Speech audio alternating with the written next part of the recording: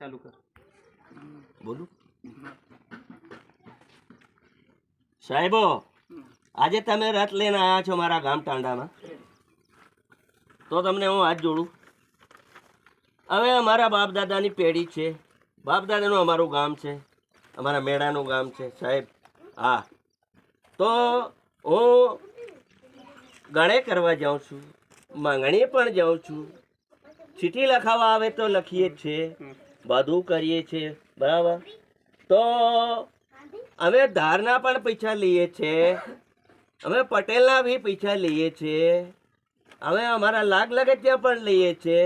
પણ જો સાહેબ આજે તમે આવી વાત કરી છે, તો આ વાતમાં સાહેબ હું મારે જે તમારા બંધારણમાં 50 રૂપિયા મળતા હોય તો 50 રૂપિયા લઈશ. મને મળે નહીં મળે એનો કાંઈ વાંધો નથી, પણ આપણી આદિવાસી ભીલો ભાઈઓ જો હદરી જાય તો આપણી છોરીઓ ચૂકી રહે, આપણા લોકો ચૂકી રહે, લોકો કને ભીખ માંગવા ના જાય. હા, બાપજી કરવા નહીં, બાતીના બાકીને પૈસા લાવવાના, 5% 10% લાવવાના, ઘેરો ગોંધાય ગુજરાતમાં પડ્યા રહે. તો એના હારું આપણે આ 50 લેવાના, 50,000 રૂપિયા લેવાના, ગામના લેવાના, આ બહાર બોકડીના લેવાના, એવા બોકડીના. પણ જો આ બંધારણ આપણું થાય જતો હોય, આ બધા ગામોના ભાઈઓ, આગેવાનો, પટેલો, સરપંચો બધા સમજતા હોય તો સમજી જાય, તો આપણું આજે આપણો સમાજ ઊંચો આવી જાય. તમને કહું હો, એમાં કોઈ શક નથી. આ તો આપણે 2-5 રૂપિયા વાટી લઈએ, ભાઈ વાટી લઈએ, એ તો જતા રહે. પણ 50,000 રૂપિયાનો આજે દેવું થાય, લાખ રૂપિયાનું દેવું થાય, બીજા ખર્ચો લઈએ, એલો લઈએ, પેલો લઈએ. પેલા બાપ દાદા શું કરતા હતા? ઝાડ નીચે ખાટલા ઢાળ દેતેલા, ઠેલા પાથરી દેતેલા, નીચે રહેતા હતા, અને બુકડી હાલ દેતેલા, સમોળીને મરસો નાખતે દેતેલા, મકાઈની ઘાટ, પાંદડા, હાગડાના. આજે ઘોડસા લાવો ને, ઝંડા લાવો ને, જોડા લાવો ને, કયા વીએપી છે આપણા પાસે, કયા પૈસા છે? આજે આપણે પેલા ખાસ ગયા ગરીબોના આજે છુહાઈ રહ્યા, એનામાં કોઈ એ નથી.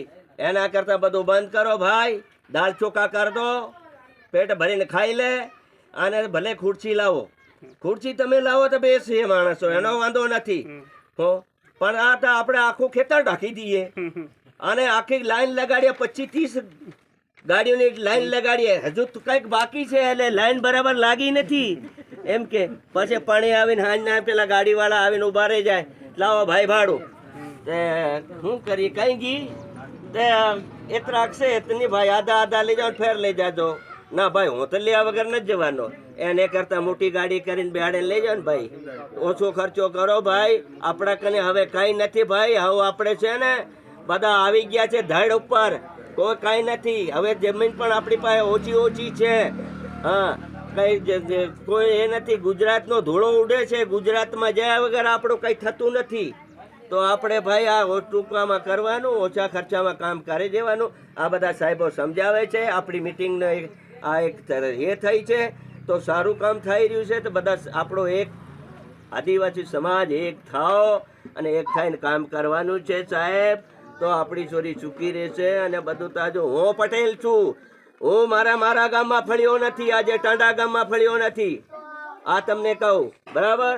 હું આખા ગામમાં ધાર ટીલા કરવા જાઉં, આખા ગામમાં બધું છે. મારે કોઈની ખરાબ વાત કરવી નહીં, કોઈને સુઈ ખાવાની વાત નથી, કોઈની ખરાબ વાત નથી, કોઈનું ધાબણિયું લેવાની વાત નથી, એવી વાત કરતો નથી હું તમને કહું બરાબર. જેનો હોય વાંકો તો વાંકો, કાણો કાણો, તું કાણો તું કાણો, તું હાજો બરાબર. હું આવી વાત કરવા વાળો, એટલે મારા ગામમાં આજ સુધી ફળ્યો નથી. આ મારા બધા આગેવાનો ગામોમાં મારા ભાઈ બધા આવેલા જ છે તમને કહું.